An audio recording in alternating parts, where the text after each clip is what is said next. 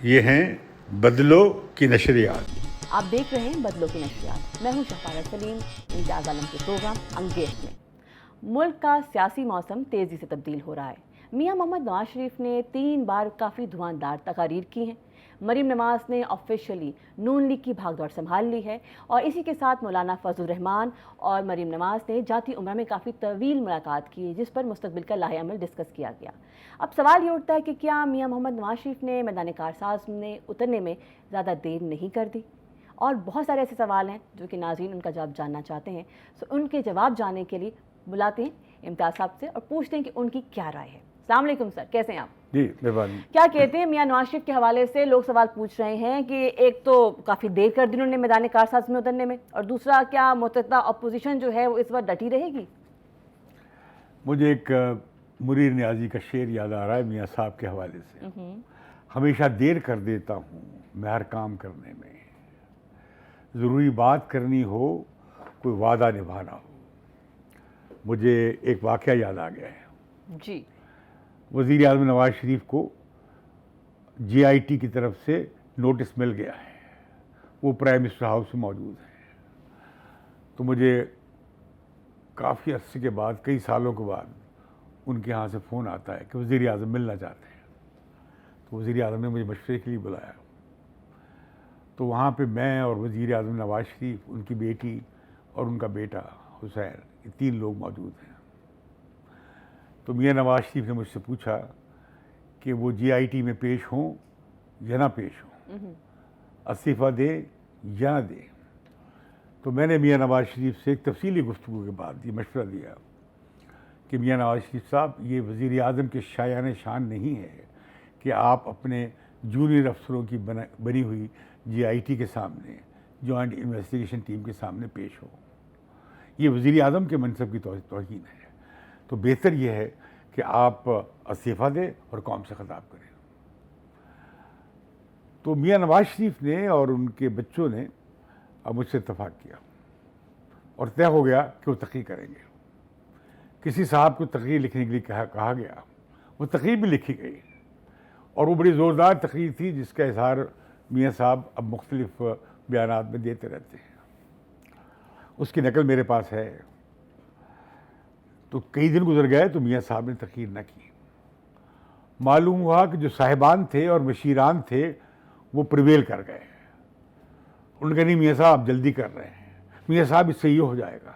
तो मियाँ साहब को वो इनकलाबी स्टैंड लेने से रोक दिया गया।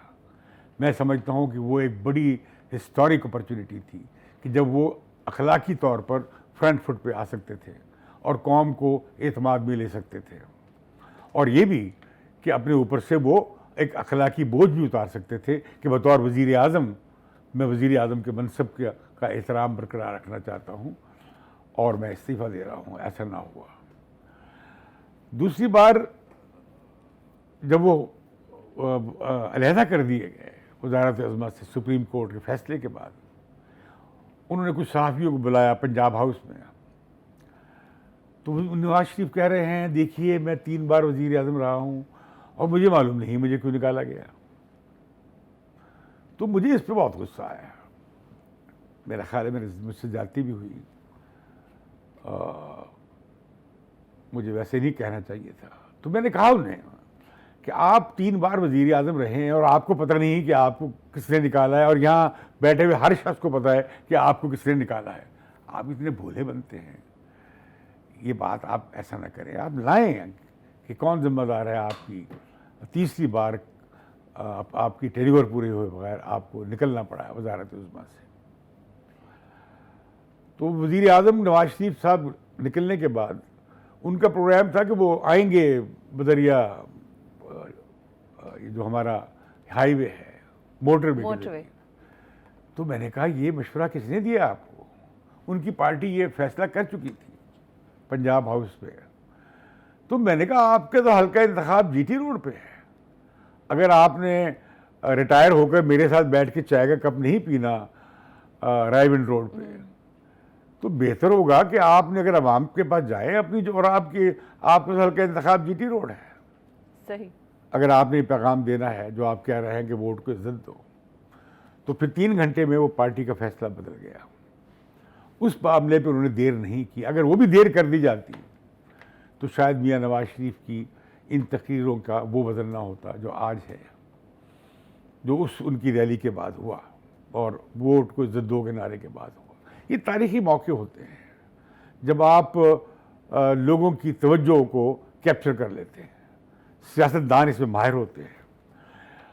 मियां नवाज शरीफ बड़े तहम्मुल वाले आदमी हैं, वो इम्पेशेंट नहीं है, सोचते हैं, मुख्तलिफ इम्कानात पे गौर करते हैं, लेकिन बहुत सारा कुछ जो वो पहलकदमी कर सकते हैं तो उनके साथ जो मुसाहिबीन होते हैं, जमात के लोग होते हैं, वो बड़े जहाँ से वो जिस तरह की उनकी सियासी पसमंज़र है उसमें वो कोई मुजाहिदाना और हुर्रियत पसंद रवैया इख्तियार नहीं कर सकते। हाँ, अलबत्ता उनकी बेटी जो है मरियम नवाज़ इस बारे में बहुत तकड़ी हैं और बड़ी स्टेडफास्ट है। उनकी सोच में एक दिन भी तब्दीली नहीं आई है।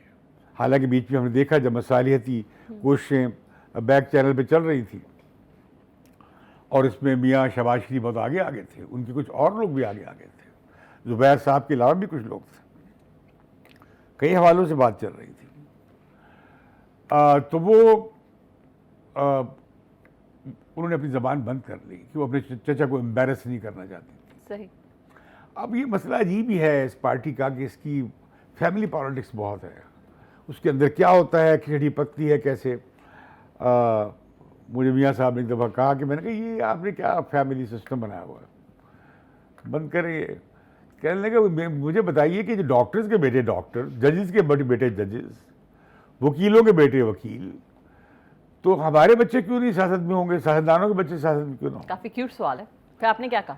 तो मैंने कहा मुझे आपसे इत्तेफाक नहीं है, ये उस तरह का पेशा नहीं है, इससे आप और लोगों के रास्ते बंद करते हैं। फिर आपकी पार्टी में कोई क्यों आए कि जब आपके बाद नंबर 2, नंबर 3, नंबर 4, नंबर 5 भी आप ही के ख़ानदान की लड़ी से होगा।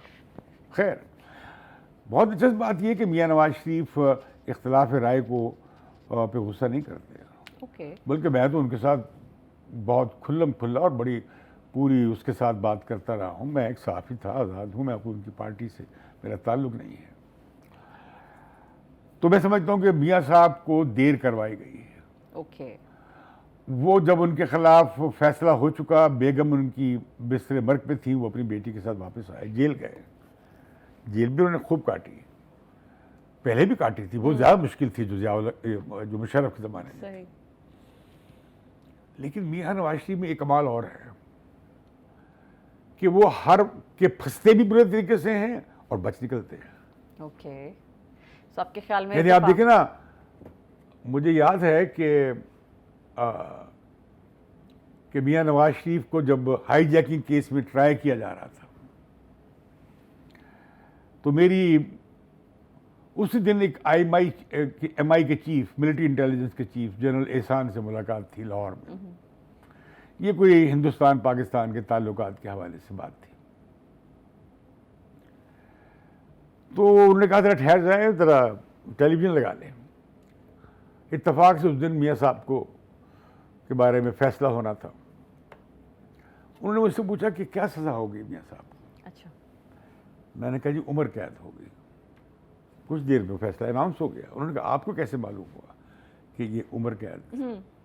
तो मैंने कहा वो पंजाबी प्राइम मिनिस्टर हैं, पंजाब उनके साथ है और आप भी पंजाब से हैं ज़्यादातर, तो आप अफोर्ड नहीं कर सकते एक पंजाबी वज़ीर आज़म को फांसी चढ़ाना। सिंधी वज़ीर आज़म को फांसी चढ़ाना भी आप अब तक उसका खमियाजा भुगत रहे हैं। तो अभी आपने देखा फिर कि नवाज शरीफ जब मुशर्रफ ने कू किया, बल्कि जब उन्हें गुलाम इसहाक़ खान ने निकाला तो कोर्ट ने उन्हें बहाल कर दिया और गुलाम इसहाक़ खान को भी जाना पड़ा। सिर्फ मियाँ नवाज शरीफ की कैजुअल्टी नहीं हुई थी, गुलाम इसहाक़ खान जो बाबाए इस्टेब्लिशमेंट थे। फिर ये हुआ कि जब मुशर्रफ ने निकाला, हाईजैकर बना दिया उन्हें उम्र कैद हो गई और हमने एक दिन देखा वो जहाज़ में सवार होकर जा रहे हैं। इस बार हमने फिर देखा जिसपे इमरान खान हुकूमत की घिकी बनी हुई है वो उनके गले में फंस गई है। अब बोर्ड ने फैसला कर दिया, सब कुछ हो गया, हाई कोर्ट ने इजाज़त वफाकी हुकूमत ने दे दी, उनका नाम लिस्ट से निकाल दिया गया, जो एग्जिट कंट्रोल लिस्ट होती है, वो चले गए, इनके हाथ से भी निकल गए। तो ये नवाज शरीफ के पास कोई तिकड़म है कोई, कि वो कोई रास्ता निकाल लेते हैं बच निकलने का अगली लड़ाई के लिए। अगली लड़ाई के मेरा ख्याल है कि अब वो अगली लड़ाई के लिए तैयार हैं। ओके, सो आपका मतलब ये है इन शॉर्ट खुलासे में कि देर नहीं की उन्होंने, बहुत टाइमली है जो। देर कर दी है। अच्छा, ओके। मेरे ख्याल में काफी देर कर दी है, पर देर है मेरे ख्याल में दुरुस्त इन्होंने ये वक्त ज़ाया किया। ओके, तब से मियां नवाज शरीफ को JIT में पेश नहीं होना चाहिए था सही। बतौर वजीर आजम के। ओके, वो इस्तीफा देते, अवाम को एतमाद में लेते और फिर अपना केस लड़ते। उस वक्त में डॉन लीक्स का सिलसिला भी निकला था, तो क्या कहेंगे वो इसमें? डॉन लीक्स का मामला पहले हो चुका था। ओके, हमारी जनरल बाजवा से मुलाकात हुई थी, तो एक सहाफ़ी ने पूछा स्पेसिफिकली कि क्या मरियम नवाज का डॉन लीक्स में किसी तरह का हाथ था। परवेज रशीद का नाम भी आया था साथ में। तो जनरल बाजवा ने कहा कि मरियम नवाज का डॉन लीक्स में कोई हाथ नहीं था। ओके, अच्छा, ये दिलचस्प बात भी है कि मैं जब मुझे महसूस हुआ जब मैं मियाँ साहब से मुलाकात कर रहा था कि कोई गड़बड़ हो रही है, गुलाम साहब वो भी आ रहे हैं, डार साहब भी आ रहे हैं और ठीक, चौधरी निसार भी आ रहे हैं और मामला परवेज रशीद का ज़ेर बहस आ रहा है। सही। मुझे तशवीश हुई, तो मैं वापस आते हुए प्राइम मिनिस्टर हाउस से गया परवेज रशीद को मिलने। तो मैंने कहा मुझे लगता है कि तुम्हें कुर्बानी का बकरा बनाया जा रहा है, सही। और उससे पता था। ओके, तो मैंने उसे मशवरा दिया कि इस्तीफ़ा दे दो। इस्तीफ़ा लिखा गया, लेकिन इससे पहले कि वो इस्तीफ़ा जारी करते चौधरी निसार और डार वहाँ पहुँच गया और उन्हें खबर दे दी कि आपको सैक कर दिया गया है। मैं समझता हूँ ये परवेज रशीद से जाती थी, क्योंकि मुझे मालूम है कि परवेज रशीद से तो मैं उसका बहुत करीबी दोस्त होते हुए भी कोई ख़बर नहीं उगलवा सकता, और मुझे मालूम है कि सिरल्स के साथ कोई बात नहीं हुई थी, उसने कोई किसी चीज़ की कंफर्मेशन की थी, ना तरदीद की थी, ना सपोर्ट किया था, ना कोई ऐसी बात हुई थी। मैं इस बात की गवाही दे सकता हूँ। लेकिन मुझे ये बताइए, अब मेरा अगला सवाल आपसे कि आपके ख्याल में मौलाना फजल रहमान जो हैं वो अकेले तो नहीं रह जाएंगे? मतलब हाय, क्या कहते हैं आप? मैं मौलाना फजल रहमान को बहुत पुराना जानता हूँ। अच्छा, मुझे याद है कि जब MRD फैसला करने जा रही थी एबटाबाद में ओके, कि इंतखाबात का बाइकआउट करना है या इंतखाबात में शामिल होना है, ज़ाउलक के बात कर रहा हूँ, तो मैं भी जेल में था, मौलाना फजल रहमान भी जेल में थे, भागे आए मेरे पास कि बताइए क्या करें। मशवरा हुआ, मैंने कहा आप बाइकआउट नहीं करेंगे, ठीक है, आप यही ज़ाउलक चाहता है कि आप बाइकआउट करें। अगर आप बाइकआउट करेंगे तो बस फिर आप आइसोलेट हो जाएंगे, चंद लोग आपके जेल में आ जाएंगे, पीछे से वो गैर सियासी लोगों से असम्बलियाँ भर के जो मर्जी कर ले। वही हुआ, बाइकआउट का फैसला करवाया गया MRD से। ओके, उसमें 4-5 सालादान शामिल थे, उनके नाम मुझे मालूम है और याद हैं, लेकिन मौलाना फजल रहमान और गौस बख्श बदंजो जो थे नेशनल पार्टी के लीडर, उन्होंने अपोज किया था। उन्होंने कहा कि हमें हर हालत में इस इलेक्शन में हिस्सा लेना चाहिए, वरना हम ज़िया-उल-हक के हाथ में खेलेंगे। ओके, अब जब मौलाना फजल रहमान धरने पे जा रहे थे, तो मैंने मौलाना से मुलाकात की। मैंने कहा मौलाना ये आप कैसे जा रहे हैं, आपके साथ तो बाकी पार्टियां नहीं खड़ी हैं। नहीं खड़ी हैं, देखिए वो करारदाद है, फला है, कमेटी। मैंने कहा ये सिर्फ रख रखाव के लिए है, उन्हें भी मालूम था। लेकिन मौलाना जो पिछली बार गए थे इस्लामाबाद, तो वो इनकी ताकत पे नहीं गए थे, वो अपनी ताकत पर गए थे। एक तो उन्होंने अपनी ताकत का भरपूर मुजाहरा किया, दूसरा ये है कि मौलाना के साथ भी कुछ जिसे कहते हैं ना वो ज़ौक़ खुदाई वाले हैं, ओके, जिन्हें तूने बख्शा है ज़ौक़ खुदाई, वो कुछ ज़ौक़ खुदाई वाले लोग उनके साथ थे। सही, लेकिन वो गालिबन तिगड़म जो था वो कामयाब ना हो सका, और फिर मौलाना ने इन्हें चौधरी को डाला वाला बीच में, और वहाँ से निकलने की उन्होंने राह निकाली। सही। अब जो मौलाना मैदान में उतरे हैं ना, कल जब मैं उनकी देख रहा था, 2 दिन कल जब वो मरियम नवाज के साथ उनकी जाती उमरा में जाते, उनकी शान और उनका रोब और उनका बॉडी लैंग्वेज बिल्कुल और था, और उनके साथ मरियम नवाज, ये एश्योरेंस थी कि अब पार्टी का जो फाइटिंग विंग है आपके साथ खड़ा होगा। तो आज सुबह मुझे मौलाना फजल रहमान का फ़ोन आया। मैं 2 दिन से उससे कोशिश कर रहा था, लेकिन वो लाहौर में मसरूफ़ थे, मेरी बात नहीं हो सकी। तो डेरा इस्माइल खान चले गए, तो मुझे सुबह उनका फ़ोन आया। तो मैंने पूछा कि इस दफ़ा आपको अकेला तो नहीं छोड़ देंगे? तो उन्होंने कहा कि और ये आपसे क्या हासिल करेंगे? उनका नहीं लगता है कि इस बार ये कुव्वतें मुतहर्रिक हैं और ये चाहती हैं, और इन्होंने अपनी पार्टीज़ को भी मोबिलाइज करना शुरू कर दिया है, हम इस बार अकेले नहीं होंगे। तो मैंने कहा मौलाना क्या वाकई आप ये तख्ता पलट देंगे? इसके बारे में वो ज़ाहिर है बड़े ज़ीरक सियासतदान हैं, उन्होंने कहा कि कुछ ना कुछ तो होगा। ओके। तो मैंने कहा तो आप समझते हैं कि ये जो कहते हैं कि एक पेज पर हैं, एक सफ़े पे हैं, तो क्या वो एक सफ़े पे रहेंगे? उन्होंने कहा ये मुश्किल होगा कि वो और वो लाने वाले और लाया जाने वाला एक सफ़े पे शायद ना रह सके। ओके। फिर मैंने उनसे कहा कि आप ये जो करवाना चाह रहे हैं, इस्तीफे दिलवाना चाह रहे हैं, ये क्यों आप दिलवाना चाह रहे हैं? वो तो उन्होंने कहा वो सेनेट आ जाएगी ना, उसके बाद फिर वो तो ये सेनेट 6 साल चलेगी और उसमें इनकी बड़ी तादाद होगी पीटीआई की। ठीक। तो हमें ये ट्रक की बत्ती के पीछे क्यों चला रहे हैं, लगा रहे हैं कि जी ये इस इलेक्शन में हिस्सा लो? अच्छा। उनका उसके बाद तो फिर हमारे लिए मुश्किल बन जाएगी, 6 साल के लिए सेनेट का रंग बदल जाएगा। तो मैंने पूछा कि अगर आप चाहते हैं कि तो उसमें तो फिर सिंध की सूबाई असम्बली को इस्तीफा देना पड़ेगा। उन्होंने कहा हाँ, तो उन्हें वो इस्तीफा दे दे। तो मैंने कहा अगर वो इस्तीफा दे दें तो मौलाना उनके लिए मुश्किल ये है कि वो 7वां जो कौमी अवार्ड है नेशनल फाइनेंस कमीशन, वो अगर उन्हें 3 दिन के लिए हुकूमत मिल जाए इमरान खान की जमात को, तो वो तो उससे एनएफसी को उड़ा देंगे। तो उन्होंने जवाब दिया, बड़ा अच्छा जवाब दिया। उन्होंने कहा आइन में लिख दिया गया है कि पिछले अवार्ड से पैसे सूबों के कम नहीं होंगे। अच्छा। बढ़ सकते हैं, कम नहीं हो सकते, ये आइन में लिखा हुआ। ठीक। तो मैंने कहा उसमें फिर बहुत कुछ रास्ते उनके लिए खुल सकते हैं। तो मैंने पूछा पीपल्स पार्टी वाले, उन्होंने कहा अभी तक उन्होंने इस बारे में कोई ज़ोरदार तौर पे ऐलान नहीं किया है, लेकिन जो हालात बिल्ड होंगे तो हम उसी तरफ जाएंगे।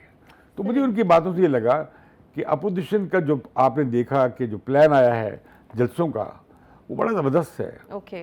ये दिसंबर के 13 दिसंबर तक निस्फ तक ये जलसे कर चुके होंगे और पूरे पाकिस्तान में ये बड़ी मोबिलाइजेशन कर चुके होंगे। अच्छा, एक अजीब सी और अगर इसके बीच में हाँ। रैली शुरू हो गई और हर जलसे के साथ रैलीज होंगी, ओके।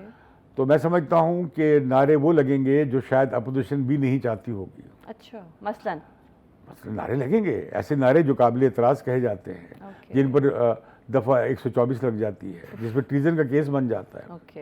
हज़ारों लोग ऐसे नारे लगाएंगे जिस पे इश्तियाल भी पैदा होगा, कहीं पे इंतज़ामिया मुश्तइल होकर रिएक्ट भी करेगी। लेकिन ये टेम्पो मुझे बिल्ड होता नज़र आ रहा है। ऑलराइट। ये जो आप देखेंगी ये गुजरावाला के जलसे से ज़ाहिर हो जाएगा।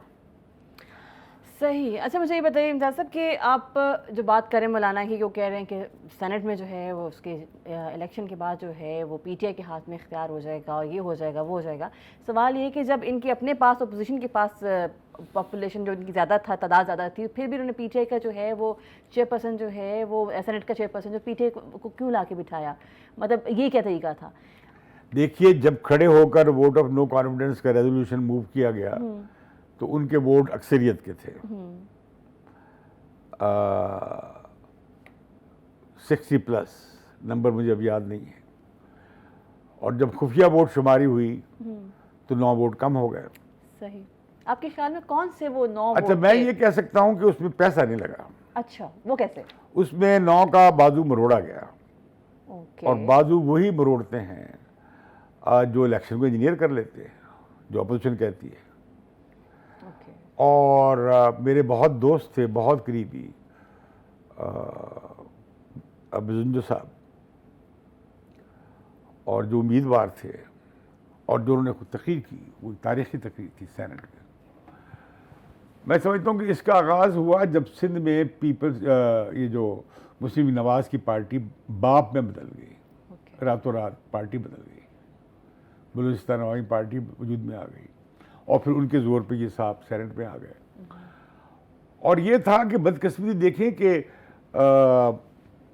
मियाँ रज़ा रबानी पे, जो मेरे बड़े दोस्त हैं, बड़े बासूल सियासतदान हैं,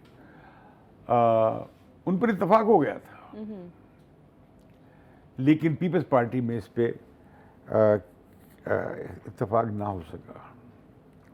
गेम कुछ और खेली जा रही थी कि पीपल्स पार्टी को और पीटीआई को मिलाकर कुछ एक कोलिशन बनाई जाए, लेकिन वो लगता है कि वो इमरान खान ने वो कोशिश कामयाब होने नहीं होने दी, आज जिससे नुकसान हुआ अपोजिशन को। ठीक। और उसमें अफसोसनाक बात है कि उसमें पीपल्स पार्टी के सेनेटर भी बिके या लौटे हुए, या मुस्लिम लीग नवाज के भी हुए और पीपल्स पार्टी के भी हुए और मजहबी जमातों के भी हुए, एक दो तो उनके भी थे। तो फिर सवाल तो वहीं आ जाता है कि अगर जो है अभी अपोजिशन के दरमियान में इसका मतलब यही है कि इससे तो साबित होता है कि साफ जमहूरी खेल नहीं खेला जा रहा, बल्कि साफ जमहूरी खेल के पीछे कुछ खुफिया हाथ हैं जो हरकत में रहते हैं, और यही वो खुफिया हाथ हैं जिनके हवाले से इलेक्शंस पे भी सवाल उठता है, जिनके हवाले से हुकूमतों के बनने और गिराने पे भी सवाल उठते हैं। और मैं समझता हूँ कि ये पाकिस्तान की तारीख में ये होता आया है। इसका मतलब नहीं कि जो होता आया है वो सही है, वो सही है, ये आगे होता रहेगा। अब हमें कोई तारीख से सबक सीखने चाहिए। पाकिस्तान टूट गया ये करते करते। हमें ना किसी भी यकीन है, हमें बलूचिस्तान के सियासतदानों पर यकीन नहीं है जो जेन्युइन है, हमें सिंध के सियासतदान जो जेन्युइन उन पर यकीन नहीं है, हमें पख्तूनख्वा में जो नई आवाज़ें उठ रही हैं सिविल राइट्स की और खैरियत, उस पर हमें यकीन नहीं है। वाइस वर्सा दोनों अच्छा, तरफ है। हमें जिन्हें हम लाते हैं इस्टेब्लिशमेंट, उन्हें उन पर भी यकीन नहीं रहता। उसकी वजह है कि ये दो सरी निज़ाम नहीं चल सकता। एक पावर सेंटर जो आईनी है वो एक तरफ होता है और असल में जो ताकत का मंबा है वो कहीं और है, तो ऐसा निज़ाम नहीं चल पाएगा। हाई टाइम उसको एक जगह पे लेके आया जाए। अच्छा, आपने जिक्र किया, मौलाना ने कहा कि सब लोग एक पेज पर हैं। आपके ख्याल में क्या मौलाना फजल रहमान, मियां नवाज शरीफ और बिलावल भुट्टो, मरीम नवाज सब एक पेज पर हैं? आपको इस वक्त तो मेरा ख्याल है ये सब लोग मुत्तफिक हैं कि पब्लिक मोबिलाइज की जाए, ठीक है, इमरान खान के इस्तीफे के लिए ज़्यादा दबाव डाली जाए। ठीक। इनकी कोशिश ये है कि पहले के फ़ौज में, और इमरान खान जैसे कहते हैं वो ठीक कहते हैं, ओके, ये कोशिश कर रहे हैं कि फ़ौज में और उनमें इख्तलाफ हो जाए। अच्छा। और इमरान खान भी ये चाहते हैं कि फ़ौज में और अपोजिशन में झगड़ा हो जाए। Very interesting, okay. ये एक ट्रायंगुलर गेम चल रही है। अपोजिशन, इमरान खान अपोजिशन को कह रहे हैं कि ये अपोजिशन जो है मेरी और फ़ौज की लड़ाई कराना चाहती है, और अपोजिशन कहते हैं कि इमरान खान लड़ाई कराना चाहते हैं उनके फ़ौज की। कौन अभी आप देखेंगे कि नवाज शरीफ की तीसरी तकरीर में उन्होंने एक वजाहत की है। ओके, उनका नहीं, हम फ़ौज के ख़िलाफ़ नहीं हैं, हम इदारे की बिल्कुल हुर्मत उसके साथ हैं और फलां हैं, हमने ये किया, हमने वो किया, इसके लिए हम तो चंद लोगों की बात कर रहे हैं, ओके, जो जिम्मेदार हैं इसके। और वो कहते हैं उन्हें माफ़ करने की तैयार नहीं है। जब बात आप यहाँ तक पहुँचाएंगे तो बात तो दूर तक जाएगी, और जब बात दूर तक जाएगी तो उसके नताइज क्या होंगे, मेरा ख्याल है इस वक्त जो सारे बड़े एक्टर्स हैं उन्हें इसका नहीं पता। जो कह रहे हैं कि नहीं हम इन्हें कुचल कर रख देंगे, उन्हें इस बात का पता नहीं है कि इसका अंजाम क्या होगा, उनके खिलाफ क्या होगा। जब लोग डिफाई कर देते हैं ना तो फिर मंदिर बदल जाते हैं। आपको क्या लगता है? और फिर ये जो हमारे अब धरना देने वाले जा रहे हैं, जैसे पिछले धरने का भी हुआ, धरना देने वाले जा रहे हैं जो इस्लामाबाद में, उसके नतीजे शायद वो नहीं निकलेंगे जो वो चाहते हैं, कुछ और तीसरा नतीजा निकल सकता है। इमरान खान जो इस वक्त लगे हुए हैं अपोजिशन को स्वाइस के कि करप्ट करप्ट करप्ट, और वो इनका सियासी मैदान में मुकाबला करने के बजाय गद्दारी का मुकदमा कभी कुछ, अब देखें किस तरह गद्दारी के मुकदमे से पीछे हटना पड़ा। बिल्कुल। और उसमें दफात ये भी शामिल है, फांसी लग सकती है। आपको बताऊं कि मेरे पे ये मुकदमा बना था। वो कैसे? मैं 5 साल जेल में रहा 124 में। अच्छा। 124 A B C, आपने क्या किया था? 122 121 124 A, ये दफात हैं जो अंग्रेज़ों के ज़माने की बनी हुई हैं। एक FIR दर्ज की गई ज़ियाउल हक के ज़माने में 4 सूबों में, वो हर सियासी कारकुन को पकड़ के उस FIR में डाल देते। ना जमानत होती थी, ना पेशी होती थी। 5 साल में मेरी एक पेशी हुई। ओके। और 5 साल के बाद उन्होंने केस ख़त्म कर दिया कि आपके खिलाफ केस ही कोई नहीं है। तो ये आज लोग जो बहुत आमरीत कर रहे हैं, है तो ये आमरीत ही इस मुल्क में इस वक्त, प्रेस आज़ाद नहीं है, अदली आज़ाद नहीं है, शहरी आज़ाद नहीं है। लेकिन जो उस वक्त हुआ कि 5 साल हम जेल में पड़े रहे, सैकड़ों हज़ारों कारकुन ज़िया-उल-हक की आमरीत के खिलाफ लड़ते हुए, जो कि फ़ौज का सिपह सलार भी था और रहा बड़े लंबे अरसे तक। वो खुद फ़ौज के साथ जाती है कि एक आदमी 10-10 साल फ़ौज का सिपह सलार रहे, भाई क्यों? सही। बाकियों का लोग भी हैं जो कॉम्पिटेंट ऑफिसर्स है, वो क्यों ना आ गया? अब ये तो फौज ही बताएगी कि उनके साथ तो जाती है कि वो नहीं। मैं कहना चाह रहा हूँ कि एक पेशी हुई, ठीक है। यहाँ अभी एक पेशी हुई है, बहुत जुल्म हो रहा। भाई अभी आओ तो सही, कुछ स्ट्रगल, कुछ सेक्रीफाइस करो, कुछ अपनी अजाला करो माजी की गलतियों का। अब मैं इनसे सवाल आज मैंने मौलाना फजल रहमान से भी कहा कि भाई लाए ना, आप क्या मिसाक करना चाहते हैं हम जमहूरियत पसंदों से? ठीक है। आप एक अहद करें कि आप हमें इस जमहूरियत में क्या हकूक देंगे, क्या शहरी हकूक देंगे, ख़वातीन को क्या हकूक देंगे, बिल्कुल। मजदूरों किसानों को क्या हकूक देंगे, आप इस इंतखाबी निज़ाम में क्या तब्दील लाएंगे, आप इस अदालती निज़ाम में क्या तब्दील लाएंगे, आप इस पुलिस शाही निज़ाम में क्या तब्दील लाएंगे, आप इस माशी पॉलिसी में क्या तब्दील लाएंगे? तीनों पार्टियों की पॉलिसियाँ एक हैं। पीपल्स पार्टी में IMF के पास, वर्ल्ड बैंक के पास गई, मुस्लिम लीग भी गई, और ये PTI वाले अब आपकी क्यों बढ़ रही हैं? ये जो आपकी बिजली की कीमतें बढ़ी हैं, क्यों बढ़ी हैं? इसीलिए IMF के पास किस्त रुकी हुई है, फिर जाना है, फिर और टैक्स लगने हैं, और क्योंकि वो कह रहे हैं कि आपने टारगेट रेवेन्यू का पूरा करना है, आप हमारे पैसे में मुफ्तखोरी क्यों करेंगे? तो वही पूरे बनिए हैं। आवाम की चीखें और निकल नहीं तो है। लिहाजा मैं कह रहा हूँ कि अब आप देखें ना, अब कहाँ चली गई महंगाई। अच्छा एक बात करूँ मैं आपको कि ये वक्त बड़ा अच्छा चुना है उन्होंने। ओके। इस वक्त बहुत बुरी हालत है महंगाई के हाथों, बेरोजगारी के हाथों। कुछ 1.5 करोड़ लोगों के बारे में एस्टिमेट किया जा रहा है वो बेरोजगार हो गए। सही। और महंगाई जो है, ये बकवास झूठ है कि ये हमारा स्टैटिस्टिक्स डिपार्टमेंट जो है वो बिल्कुल गलत है, वो मिनिस्ट्री ऑफ फाइनेंस के तहत है। मुझे बताएं, ग़िज़ाई किल्लत, जो ग़िज़ाई महंगाई है, जो एसेंशियल कमोडिटीज़ हैं, वो कितनी हो गई है? आटे की कीमत कहाँ गई, चीनी की कीमत कहाँ गई, बिजली की कीमत कहाँ गई, किराए की कीमत कहाँ गई, सब्जियों की कीमत कहाँ है, चीनी की, आप अंदाजा लगाए कहते 9%। ये तो और मजाक अब है। ये अगले 2 साल तक माशी नमू का इम्कान ही नहीं है। इस साल बमुश्किल अगर हुई, अब वो तो कह रहे मनफी होगी। अच्छा। पिछले साल भी 0.4 थी, 1% भी नहीं थी जब कोरोना नहीं था। अब वो कह रहे हैं जी 0.5, वर्ल्ड बैंक कह रहा है, एक और कह रहे हैं नहीं जी तो मनफी होगी, आलमी इदारे ये कह रहे हैं 2% होगी, लेकिन 1% से ज़्यादा नहीं होगी। और हमारी आबादी की शरह तकरीबन 3% है, 2.5 से 3% है, उससे भी कम। मुझे चीज़ बताइए। मतलब मनफी होगी। ठीक है, मनफी होगी। मेरा सवाल इसलिए मैं कह रहा हूँ कि इनके लिए बड़ा, अब आपने देखा कि इस्लामाबाद में कितना जुलूस निकला, बिल्कुल ठीक। ये आप देखेंगे इनके साथ लोग शामिल हो जाएंगे, मुझे तो ये लग मगर रहा है। मेरा सवाल ये है, आप बिल्कुल ठीक कह रहे हैं कि आपको लग रहा है कि लोग शामिल हो जाएंगे। PTI कहती है, इनफैक्ट हुकूमत कहती है कि अवाम उनके साथ है, अपोजिशन कहती है अवाम उनके साथ है। अवाम के साथ कौन है? मैं समझता हूँ कि अवाम के लिए फिर एक और धोखा होने जा रहा है। मजीद नया पाकिस्तान नहीं चाहिए। सियासतदानों को चाहिए कि अवाम के साथ एक अहद करें कि आखिरी जमहूरियत आए भी इसकी जो आनी चाहिए, आइनी निज़ाम होना चाहिए, इदारे आइनी हदूद में रहे। इससे तो आप जाके आर्मी चीफ से पूछ लें, वो भी यही कहेंगे कि हमने आइन पे उठाया, हम उस पर अमल करेंगे। लेकिन मैं कहता हूँ कि ये जो जिस तरह का तर्ज इंतखाबी निज़ाम है, तर्ज इंतखाब है, उसमें तो करोड़ों रुपए खर्च होते हैं। अब तो लाखों में उसकी फीस है कागज जमा कराने की।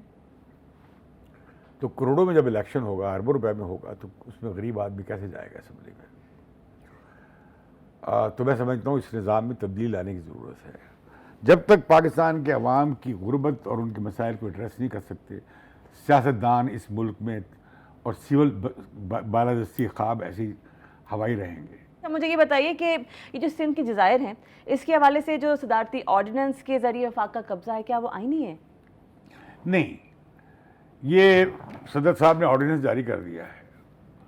कोई सूबाई हुकूमत ने भी कोई इजाज़त दी थी कि अच्छा हम आपको फलां, उन्होंने ऑर्डिनेंस जारी करके उस 12 जजीरों को, ख़ास तौर पर जो 2 बड़े जजीरे हैं, उन्होंने फेडरल टेरिटरी डिक्लेयर कर दिया है। अच्छा। वफाकी इलाका। आइन में लिखा हुआ है पाकिस्तान की टेरिटरी भी, आइन में लिखी हुई है सूबों की टेरिटरी भी। ठीक। आइन में तब्दीली किए बगैर आप सूबे की इलाकाई हदूद नहीं बदल सकते, 1 इंच नहीं बदल सकते। ओके। मतलब सूबा सिंध जो है इन 12 जज़ायर का मालिक है। फिर ये कि अब वो अगर आपने टेरिटरी बना दी है तो वहाँ किस हाई कोर्ट की वहाँ पे वो उसमें होंगी कंट्रोल में। आपने निकाल दिया जब सिंध से उसे, और इस्लामाबाद हाई कोर्ट पहले ही उसका हदूद अरबा तय है, तो वहाँ पे गरीब लोग दाद रसी के जिन्हें उखाड़ के फेंका जाएगा, बाहर निकाला जाएगा, किश्तीबानों को और इन लोगों को, मल्लाहों को, वो कहाँ जाएंगे? ये सारा काम हो रहा है बड़ी बड़ी ये जो बिल्डर्स हैं, अच्छा, और ये जो लैंड माफियाज हैं, और जिन्होंने वहाँ पे बिल्ड करना है नए कासल्स और वहाँ पे बनेंगे और होटल, हाँ। फ्लाईओवर। अब वो जो मामला है, दुनिया फोरकास्ट ये कर रही है कि कराची 50 साल में समुद्र के नीचे जेर समुंदर आ सकता है। अच्छा, थट्टा, बदीन, ये इलाके जो ज़रिए आप आ सकते हैं। साहिली इलाके हैं सिंध के, ये सारे गरकाब हो सकते हैं। यहाँ तक आ जाता है कि सिंध आ जाएगा। ओह, जिस तरह आप देखते हैं मालदीव के बारे में कहा जाता है, वीनस के बारे में भी बात हो तो रही है। कॉलेज ये जो बात है, और आप जाके उन जज़ायर में बनाने जा रहे हैं, और अगर आपने बनाना ही है तो सिंध की हुकूमत बैठी है, उसके ज़रिए आप काम कर सकते हैं। अभी वज़ीर आज़म ने कहा है गवर्नर को बुलाकर, लेकिन मसला ये बना हुआ कि ये जो इनकी पीटीआई की जो कराची की पार्टी है, वो अब एक तरह से एमक्यूएम बन गई है दूसरी। तो आपको वो किसी न किसी तरीके से अब तो आपको लगता है वफाक और सिंध का झगड़ा फिर होगा इस बात इस पे? पर बहुत झगड़ा हो सकता है।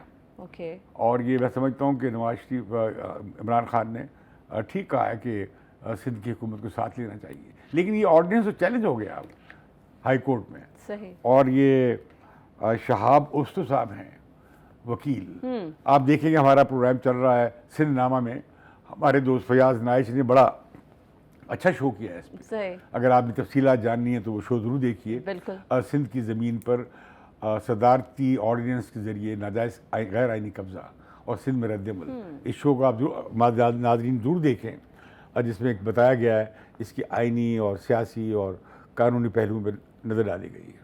बिल्कुल आपने सही कहा जनाब, खासी की चीज़ होती है, बिल्कुल अंदर की बातें होती हैं जो आप शेयर करते हैं, लेकिन खाली खोली बातें हम अंदर की नहीं करते।